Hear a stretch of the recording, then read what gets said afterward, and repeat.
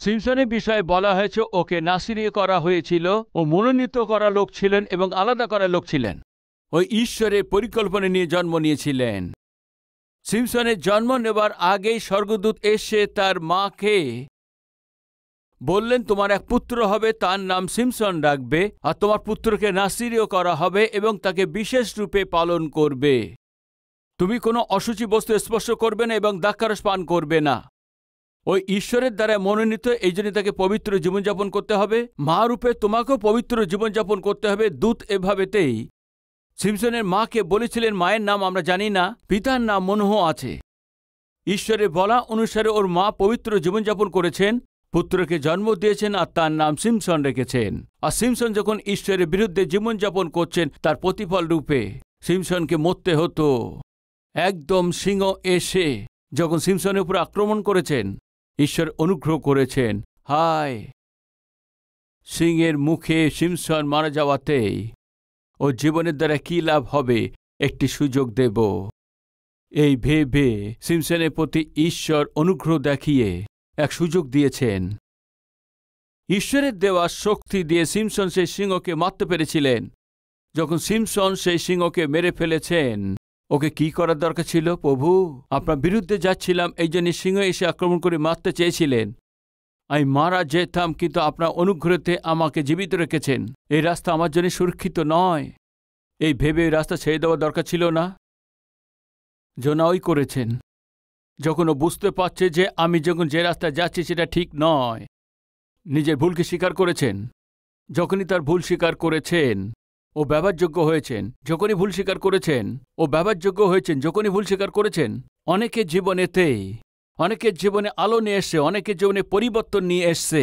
আপনার ভুল স্বীকার করেন তো ঈশ্বর আপনাকে ব্যবহার করবেন। আপনি যে ভুল কাজ করেছেন, আপনি যে ভুল পথে গেছেন, আপনি যে ঠকিয়েছেন, ওই ঈশ্বরের বিরুদ্ধে আছে, এটা আপনি জেনে নিয়ে যদি আপনি এটা স্বীকার করে নেন, ঈশ্বর আপনাকে ব্যবহার করবেন, ঈশ্বর আপনাকে পরিবর্তন করবেন। এমন না হয় যদি কঠিনতার সঙ্গে আপনি এগিয়ে যান, তো এর মূল্য যোগানোর জন্য আপনি বাঁচতে পারবেন না। সিমসন যে রাস্তায় গিয়েছিল সেটা পড়ে যাবার রাস্তা ছিল। সিমসন যে রাস্তাতে গিয়েছিল সেটা পথভ্রষ্ট রাস্তা ছিল, রাস্তা হারানোর রাস্তা ছিল, সেটা সোজা রাস্তা ছিল না। ও অনেক বেঁকা রাস্তা ছিল। দেখবেন, আসুন বিচারকগণ পুস্তক 14 অধ্যায় 5 পদ থেকে।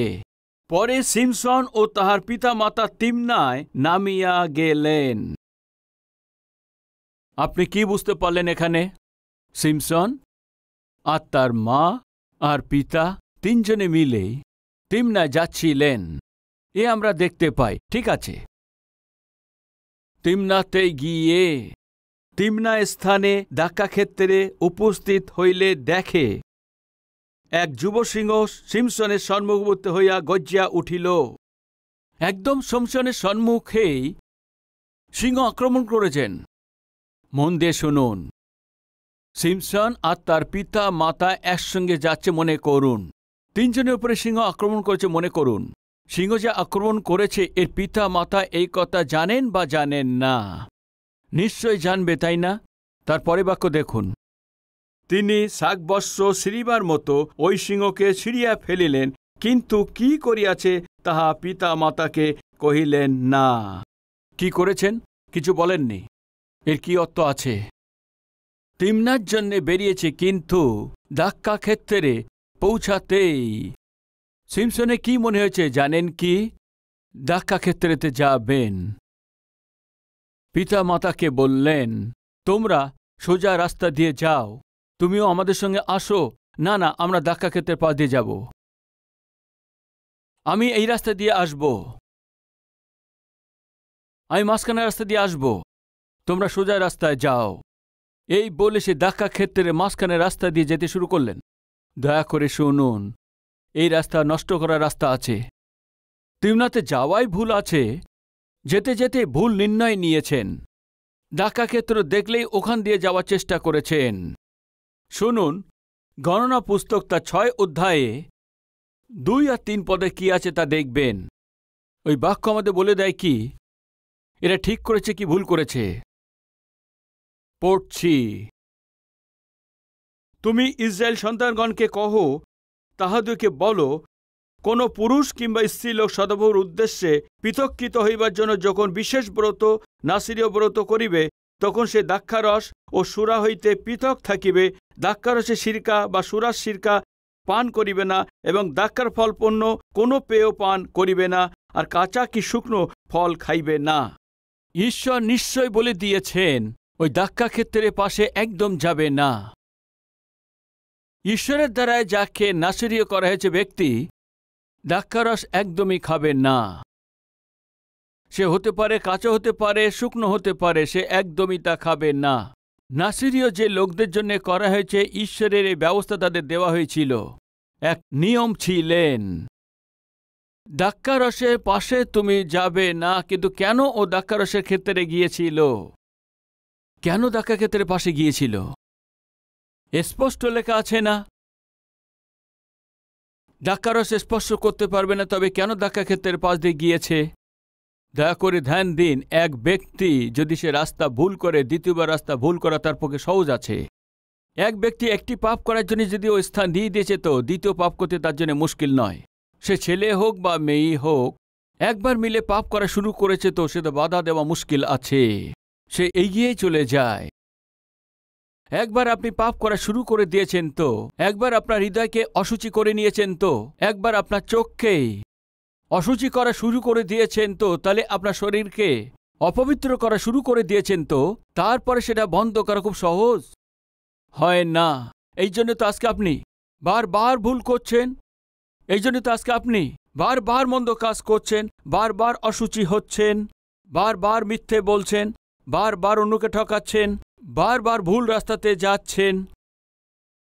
তিমনার রাস্তা ভুল আছে এটা জানা সত্ত্বেও গুরুত্ব না দিয়ে যখন তিমনাতে যাচ্ছেন, এখন রাস্তা ভুলে সে দ্রাক্ষাক্ষেত্রের দিকেই যাচ্ছেন। যখন দ্রাক্ষাক্ষেত্রের পাশ দিয়ে যাচ্ছেন তো সিংহ গর্জন করছে, সে আক্রমণ করেছে, মারা যেত ও।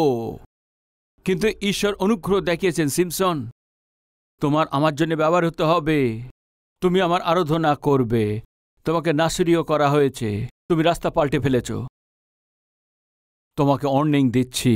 ওই যে সিংহ এসছে, ইট ইজ এ ওয়ার্নিং। ঈশ্বর চেতনা দিয়েছেন, হয়তো ঠিক হয়ে যাবে, জীবনকে পাল্টে ফেলবেন। ঠিক হয়নি। ওই সিংহ যখন এসে ওকে মেরে ফেলার চেষ্টা করেছে, ঈশ্বর অনুগ্রহ করে সিংহের মুখ থেকে সিমসনকে রক্ষা করেছেন। ঠিক হয়েছে বা ঠিক হয়নি, কি হয়েছে তা দেখবেন। আমি বললাম না, এক ব্যক্তি যখন ভুল করা শুরু করে পরে সে ভুল করতেই থাকে। তারপরে কি হয়েছে দেখুন, 14:8 দেখছি, কিছুকাল পরে তিনি তাহাকে বিবাহ করিতে সেই স্থানে ফিরিয়া গেলেন, এবং সেই সিংহের সব দেখিবার জন্য পথ ছাড়িয়া গেলেন। আর দেখে সিংহের দেহে এক ঝাঁক মধুমক্ষিকা ও মধু চাক রইয়াছে। তখন তিনি তাহা হস্তে লইয়া চলিলেন, ভোজন করিতে করিতে চলিলেন, এবং পিতামাতা নিকটে গিয়া তাহাদিওকে কিছু দিলেন, তাহারা ভোজন করিলেন। কিন্তু সেই মধু যে সিংহের দেহ হইতে আনিয়াছে, ইহা তিনি তাহাদিওকে কহিলেন না। দ্রাক্ষাক্ষেত্রে যাবার জন্য অপ্রয়োজন ছিল। দ্রাক্ষাক্ষেত্রে যাওয়ায় সেখানেতেই সিংহ সামনে এসছে, সিংহকে মেরে ফেলেছেন। মেরে ফেলার পর কিছুদিন পর ঠিক ওই রাস্তা দিয়ে আবার সে যাচ্ছিল। আবার কেন এসে সে দ্রাক্ষাক্ষেত্রের রাস্তায়? প্রয়োজন ছিল না। আবার ওই রাস্তায় এসে ওই সিংহ কোথায় আছে দেখে ও সব দেখতে পেয়েছে। ওই সিংহের ওই সব থেকেই কি লেখা আছে? মধুমক্ষিকা আর মধুর মৌচাক দেখতে পেয়েছে। সিংহের ওই সপের মধ্যেই মধু ছিল। ওইটা দেখে সিমসন কি করেছে দেখেছেন, যে সব থেকে সেই মধু সিমসন নিয়ে নিয়েছেন, ও খাওয়া শুরু করে দিয়েছেন। বাইবেলে স্পষ্ট আছে, কি লেখা আছে দেখেছেন? গণনা ও তা 6 অধ্যায়ে ঈশ্বরের জন্য যে আলাদা করা হয়েছে ব্যক্তি কি করতে হবে না, দ্রাক্ষারস যেন না ছোয়। আর দ্বিতীয় কি আছে? অনেক বিষয় আছে, তার মধ্যে একটি কথা আমি দেখাচ্ছি। তাহার পৃথক স্থির সমস্ত কাল সে 20 অবধি তক পর্যন্ত দ্রাক্ষাফলের প্রস্তুত কিছুই খাইবে না। তার সবে শোয়ার জন্যই অনুমতি নেই। যাকে নাসিরীয় করা হয়েছে সে দ্রাক্ষাক্ষেত্রের দিকে ঘুরে বেড়াচ্ছে। নাসিরীয় করা ব্যক্তি সিংহের সেই লোথকেই ছুঁয়েছেন। কি বুঝতে পাচ্ছেন আপনি? এক ব্যক্তি ঈশ্বরের বিরুদ্ধে নির্ণয় নিয়ে ওই ঈশ্বরের রাস্তা থেকে ভুলে যাবে। ভাই, প্রথম আছে সিমসন, পতিত রাস্তায় যাচ্ছে, আর দ্বিতীয় নষ্ট রাস্তায় ঘুরে বেড়াচ্ছে, আর তৃতীয় পতিত আর বিপজ্জনক রাস্তায় ও ঘুরছে। ও সেই সিংয়ের সবেতেই যে মধু ছিল সেটা স্বয়ং বের করে শুধু খেয়েছে তাই নয়, এই অপবিত্র কাজ শুধু স্বয়ং করেছে তাই না, নিজের পিতামাতাকেও দিয়ে ওদেরকেও ও অপবিত্র করেছে। দয়া করে ধ্যান দিন, এই যে অপবিত্র কাজ করেছেন এবং অপবিত্র কাজে সামিল হয়েছেন, এই একা অপবিত্র হয় না। এ কি করেছে জানেন কি? এ তার অপবিত্রতাকে অন্যদেরকে লাগিয়ে দিয়েছে। ও সে অপবিত্র কাজকেই অন্যদেরকেও তিনি করিয়ে থাকেন। যে জুয়া খেলে সে কি একা খেলে থাকে? মদ্যপানকারীকে দেখুন ও একা পান করে কি? ঘুরে বেড়ানো লোককে দেখুন ও একা ঘুরে বেড়ায় কি? ড্রাগ যারা সেবন করে তাদেরকে দেখুন একা নেয় কি? নাইট ক্লাব আর পবে দেখুন সেখানে একা যায় কি? ইয়েস, পাপকে উৎসাহিত করেন, পাপকে যারা করান। রাস্তা আজকে দুনিয়াতে অনেক ধরনের আছে। আমাদের মধ্যে কেউ আছেন কি এই পাপের মধ্যে পড়ে ডুবে গিয়ে যে বিপদের মধ্যে চলেছেন? সাবধান। সিমসন তার বিবাহের বিষয় যে ভুল নির্ণয় ভুলভাবে নিয়েছেন, যার জন্য কত দুঃখ পেয়েছিল, একবার ভেবে দেখুন। একবার আপনি অসুচি হয়ে গেলে আমাদের আশপাশের লোকদেরকে ততটাই মুশকিল হয় না। ফলস্বরূপ কি হয় জানেন কি? আপনার থেকে সেখানে গিয়ে বিবাহ করে নিয়েছেন। এত কিছু বাধা থাকা এবং এত কিছু বিরোধিতা হওয়া সত্ত্বেও ও নিজের ইচ্ছাকে অপূর্ণ করেছেন, গিয়ে সেই মেয়ের সঙ্গে বিবাহ করে নিয়েছেন 10 পদ থেকে। পরে তাহার পিতা সেই রমণীর নিকটে গেল, সিমসন যে স্থানে ভোজন প্রস্তুত করিয়াছিল, কেননা যুবক লোকদের তদ্রূপ ব্যবহার ছিল। আর তাহাকে দেখিয়া পলিশীরা তাহার নিকটে থাকিতে 30 জন সহচরকে আনিল। সিমসন তাহাদিকে কহিলেন, আমি তোমাদের কাছে একটি প্রহলিকা বলি, তোমরা যদি ওই উৎসবের 7 দিনের মধ্যে তাহার অর্থ বুঝিয়া আমাকে বলিয়া দিতে পারো, তবে আমি তোমাদিওকে 30টি জামা ও 30 জোড়া বস্ত্র দিব। কিন্তু যদি আমাকে তাহার অর্থ বলিতে না পারো, তবে তোমরা আমাকে 30টি জামা ও 30 জোড়া বস্ত্র দিবে। তাহারা কহিল, তোমার প্রহলিকাটি বলো, আমরা শুনি। তিনি তাহাদিকে কহিলেন, খাদক হইতে নির্গত হইল খাদ্য, বলবান হইতে নির্গত হইল মিষ্ট দ্রব্য। তাহারা 3 দিনে সেই প্রহলিকার অর্থ করিতে পারিল না। সাবধানে শুনুন, এই ব্যক্তি ভুলভাবে নির্ণয় নিয়ে ভুল রাস্তাতে চলেছেন। ধাক্কাক্ষেত্রে গিয়ে সিংহের সম্মুখী হয়ে তাকে মেরে ফেলে, আর কিছুদিন পর ওই সিংহ কেমন আছে দেখতে গিয়ে ওকে দেখবে ভেবে গিয়ে তাকে দেখার পর যখন দেখে সাপের মধ্যে মধু আছে, সেটা বার করছে, খেয়েছেন, তারপর স্ত্রীকে বিবাহ করেছেন। এখন প্রহলিকা বলছে এই খাদক হইতে নির্গত হইল খাদ্য, বলবান হইতে নির্গত হইল মিষ্ট দ্রব্য। বলো এর অর্থ কি আছে? বলতে গিয়ে তারা 3 দিন তা বলতে পারেননি। যদি তোমরা বলতে না পারো, এটা 30 ধরনের পোশাক আমাদেরকে দিতে হবে, এমন শর্ত রেখেছেন। এভাবে যখন শর্ত রেখেছেন, প্রহলিকার অর্থ যখন এরা বলতে পারেনি, ওরা গিয়ে তার স্ত্রীকে সেভাবে ধরে নিয়েছেন। দেখুন, পরে 7ম দিবস হইলে তারা সিমসনের স্ত্রীকে কহিল, তুমি আপনার স্বামীকে ফুসলাও, যাহাতে তিনি প্রহলিকার অর্থ আমাদেরকে বলেন, নতুবা আমরা তোমাকে ও তোমার পিতৃকুলকে আগুনে পুড়িয়া মারিব, মেরে ফেলব। কোথায় পৌঁছে গেছে দেখুন। সিমসনের প্রহলিকা কোথায় পৌঁছে গেছে তা দেখুন। তুমি কি করবে আমি জানি না, ওই প্রহলিকার অর্থ সিমসন থেকে জিজ্ঞেস করে বলে দিলে তাহলে ঠিক আছে, না হলে তোমার এবং তোমার পিতা এবং তোমাদের পরিবার সবাইকে ঘর সমেত পুড়িয়ে দেব। এখন শত্রু দল তৈরি হয়ে গেছে। যখন এইভাবে সমস্ত লোক শত্রু তৈরি হয়ে গেছে, এদেরকে দেখে সিমসনের স্ত্রী, বাইরে ভোজ হচ্ছে, ভিতরে কি হচ্ছে দেখুন, প্রেম বিবাহ আছে না? দেখবেন, আসুন, কেউ প্রেম করছেন কি? তাই মন দিয়ে শুনুন। বাইরে ভোজ আর ভিতরে কি আছে দেখুন 16 পদ থেকে। তখন সিমসনের স্ত্রী স্বামীর কাছে রোদন করিয়া কহিল, তুমি আমাকে কেবল ঘৃণা করিতেছ, ভালোবাসো না। আমার স্বজাতীয়দেরকে একটি প্রহলিকা বলিলে কিন্তু আমাকে তাহা বুঝিয়া দিলেন না। তিনি তাহাকে কহিলেন, দেখো, আমার পিতামাতাকেও তাহা বুঝিয়া দিই নাই, তবে তোমাকে কি বুঝাইব? ভোজের 7ম দিনের মধ্যে ওর সামনে স্ত্রী কাঁদতে থাকলেন। বাইরে ভোজ আর ভিতরে কান্না। 7 দিন বাইরে ভোজ। কোন ভোজ আছে? বিবাহের। ঘরের ভিতরে আসলেই কান্নাই কান্না। ঘরের ভিতরে আসলেই ব্যাস কান্না। ও কাঁদছে। বিবাহ কোন বিবাহ হয়েছে? সাধারণ বিবাহ নয়, প্রেমের বিবাহ আছে না? সাধারণ লোকরা ভাবছে প্রেম বিবাহ আছে, অনেক খুশি আছে, অনেক খুশি আছে, অনেক খুশি আছে। ভেতরে গেলে জানতে পারবেন কান্নার পরে কান্না। এক ব্যক্তি ভুল নির্ণয় নেওয়াতে, ভুল রাস্তাতে নির্ণয় নিয়ে অবহেলায় জীবনযাপন করলে অনেক ধরনের বিপদ, অনেক ধরনের সমস্যা চলে আসে। 7 দিন ধরে ঘরের মধ্যে পা রাখতেই দেরি আছে, কান্নার পর কান্না। ও কেন কাঁদছে জানেন কি? পিতার উপরে বিপদ আসে এই জন্য। কিছু বোনরা খুব তাড়াতাড়ি কেঁদে ফেলেন, আমার কাছে এসে বলে, ব্রাদার প্রার্থনা করবেন ব্রাদার। কিসের জন্য বোন? আমার পিতার শারীরিক অবস্থা ভালো না। কি হয়েছে বোন? ও চুল পড়ে যাচ্ছে।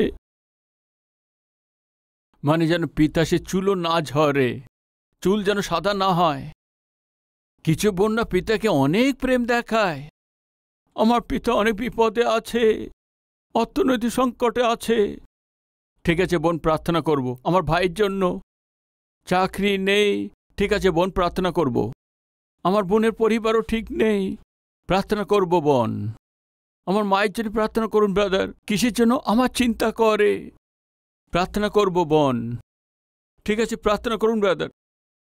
বোন, আপনার বিবাহ হয়ে গেছে? হ্যাঁ হয়ে গেছে। স্বামী আছে? হ্যাঁ আছে। কি তার কথা মনে নেই? আপনি হাসছেন, কিন্তু 10 জনের মধ্যে 7 থেকে 8 জন এই ধরনের প্রার্থনা করান। বিবাহ করার পরেও আমার পিতাকে ভালো থাকতে হবে, মাকে ভালো রাখতে হবে, ভাই ভালো থাকবে, বোন ভালো থাকবে, এটা ভুল নয়।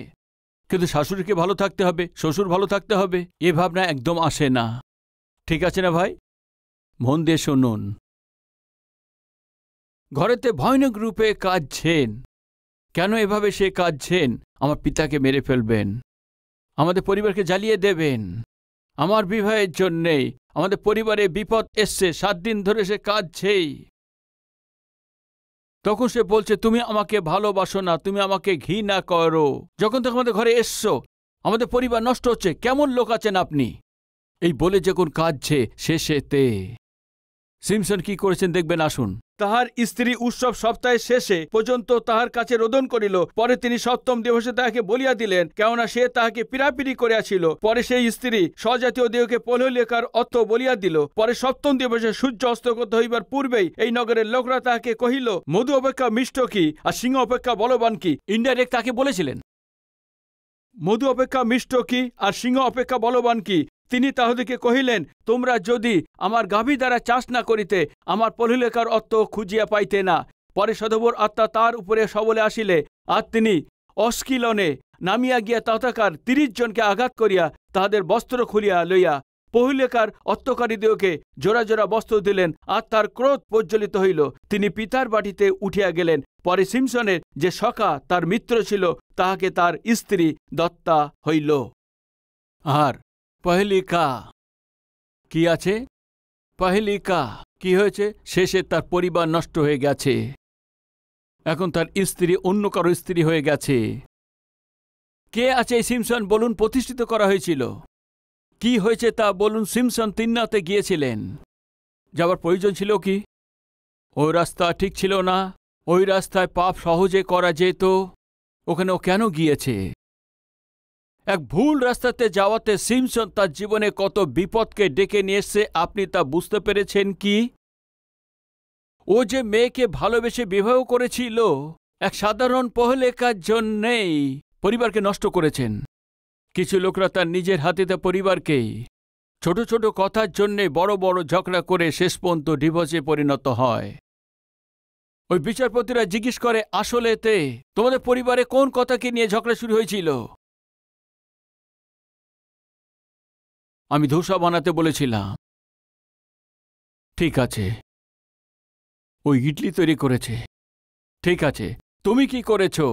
ধোসা বানাতে বলেছিলাম, ধোসা বানায়নি বলে তাকে ধুয়ে দিয়েছি ঘর থেকে। বুঝতে পারছেন কি বাবু, ঝগড়া এই দিয়ে শুরু হয়েছে। হ্যাঁ, এভাবে শুরু হয়েছে, এখন কোর্টে পৌঁছে গেছে, এই পর্যন্ত পৌঁছে গেছে।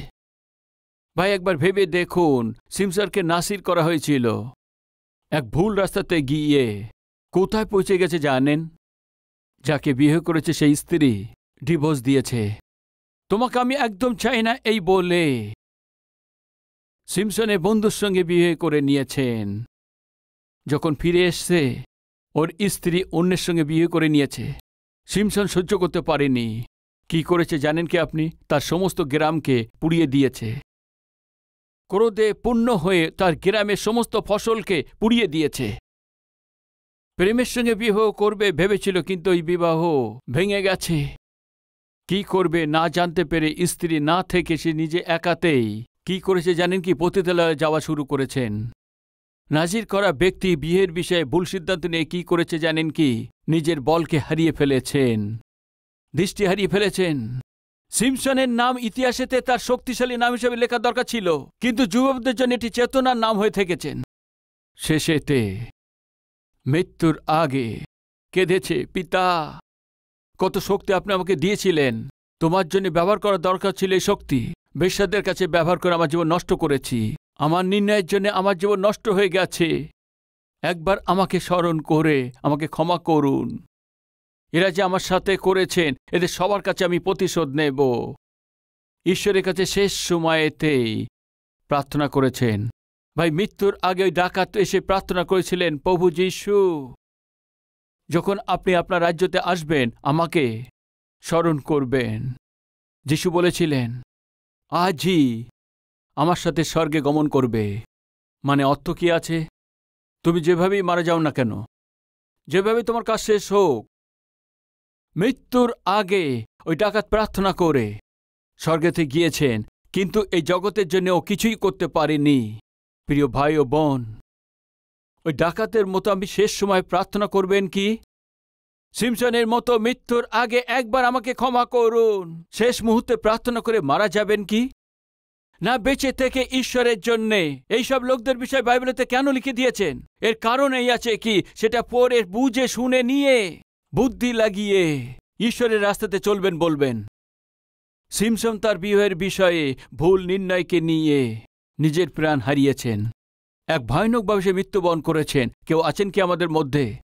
ভুল নির্ণয়ের জন্যই, তাড়াতাড়ি নির্ণয়ের জন্য, নিজের ইচ্ছে মতো নির্ণয়ের জন্য, জেনে শুনে অকারণে আপনি এই ভুল কাজ করার জন্যই ধ্বংস কষ্টকে আপনি ডেকে নিয়েছেন। এমন লোক থাকেন তো আজ প্রভুর সম্মুখে এসে প্রার্থনা করলে তবেই জীবন থাকতেই ঈশ্বর আমাদেরকে ক্ষমা করে অদ্ভুত ভবিষ্যৎ দেওয়ার জন্য প্রস্তুত আছেন। জোনাকে ঈশ্বর সুযোগ দিয়েছিলেন, ঈশ্বর আপনাকেও সুযোগ দিতে চান। আসুন প্রার্থনা করি, প্রত্যেকে প্রার্থনায় সহভাগী হন।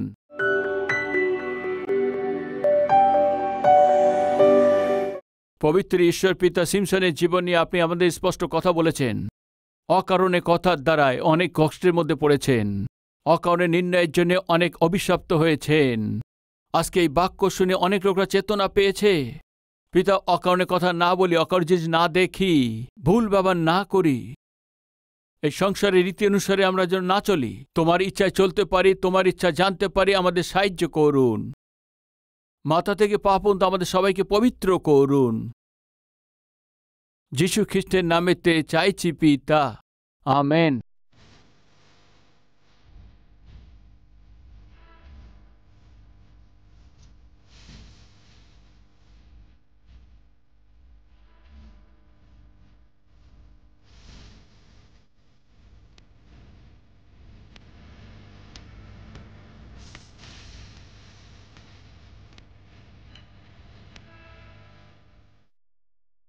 প্রভুতে অতি প্রিয় ভাই ও বোন, আপনার সবাইকে শালোম। ভালো আছেন?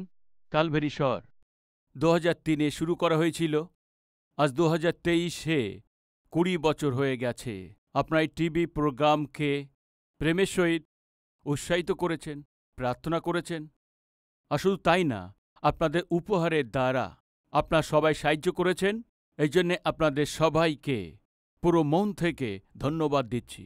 আজ এই কার্যক্রমের দ্বারা হাজারো লোক, কোটি লোকের কাছে জীবিত ঈশ্বরের এই অদ্ভুত সুসমাচারকে পৌঁছানোর জন্য আপনারা যে সাহায্য করেছেন, আমার মন থেকে ধন্যবাদ দিচ্ছি। আর সেই সঙ্গেই আমাদের এই কালভেরি স্বরে কার্যক্রম শুধু বাংলাতে নয়, ভারত দেশেতে বলা হয়ে থাকে সব প্রধান ভাষাতেই প্রভু যীশুখ্রিস্টের সুসমাচারকে আমরা পৌঁছে দিতে পারি। পরিশ্রম করছি। ওইভাবে প্রতি মাসেই কমপক্ষে 650 টিভি কার্যক্রম প্রচারিত হচ্ছে। উৎসাহিতের সঙ্গে এই কার্যকে এগিয়ে নিয়ে যেতে হয় তো নিশ্চিত রূপেতেই আপনার সাহায্য, প্রার্থনা আর সহযোগিতা প্রয়োজন আছে। এক কার্যক্রম প্রচারিত হওয়ার জন্য বিভিন্ন চ্যানেল অনুসারে 20,000, 30,000, 40,000, 50,000 পর্যন্ত একটা কার্যক্রমের জন্য খরচ করতে হয়। প্রভু যদি আপনাকে উৎসাহিত করেন এই টিভি কার্যক্রমকে সাহায্য করার জন্য, আপনার মনে এই বোঝা দেওয়াতেই নিশ্চয়ই প্রার্থনা করে এই সেবা কাজকে সাহায্য করুন। আমি চাইছি হায়দ্রাবাদেতে প্রতি শনিবারেতেই স্পন্সর মিটিংয়ে আপনিও সংযুক্ত হয়ে আপনার পরিবারের পক্ষ থেকে একটা টিভি কার্যক্রমকে সাহায্য করার দ্বারায় সুসমাচারকে লক্ষ লোকের কাছে পৌঁছে দিন।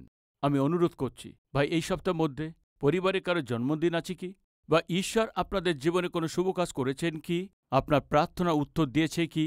দিয়েছে তো তাহলে ধন্যবাদিত হয়ে কালভারি স্বর্গে সাহায্য করতে চান?